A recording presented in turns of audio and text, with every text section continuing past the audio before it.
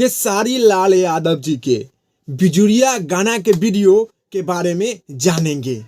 चलो भाई देखो अब मैं क्या करता।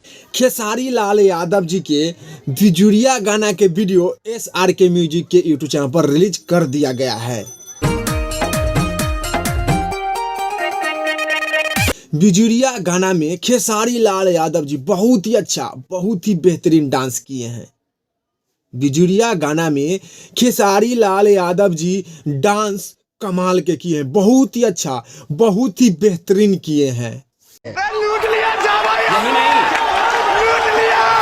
बिजुरिया गाना के अंतरा मुखरा बहुत ही अच्छा, बहुत ही बेहतरीन बा।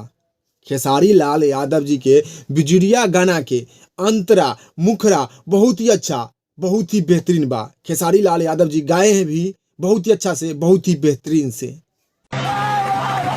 खेसारी लाल यादव जी के बिजुरिया गाना के वीडियो क्वालिटी के बात करें तो वीडियो क्वालिटी बहुत ही अच्छा, बहुत ही बेहतरीन बा।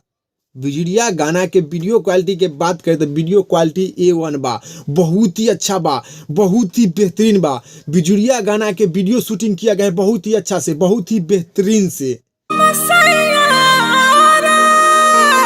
तो आप लोग भी जाइए SRK म्यूजिक के यूट्यूब चैनल पर और खेसारी लाल यादव जी के बिजुरिया गाना के वीडियो देखिए और देखने के बाद नीचे कमेंट बॉक्स में बताइएगा कि आप लोगों को देखने में कैसा लगा। बिजुरिया गाना के वीडियो क्वालिटी के बात करें तो वीडियो क्वालिटी A1 बा। गाना के बात करें तो गाना भी बहुत ही अच्छा, बहुत ही बेहतरीन बा।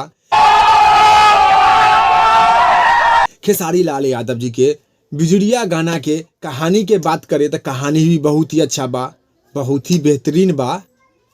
खेसारी लाल यादव जी के बिजुरिया गाना के कहानी बहुत ही अच्छा, बहुत ही बेहतरीन बा। आपने मेरे दिल की बात बताई। तो खेसारी लाल यादव जी के बिजुरिया गाना के वीडियो के 10 में से 10 नंबर दिया जाता है।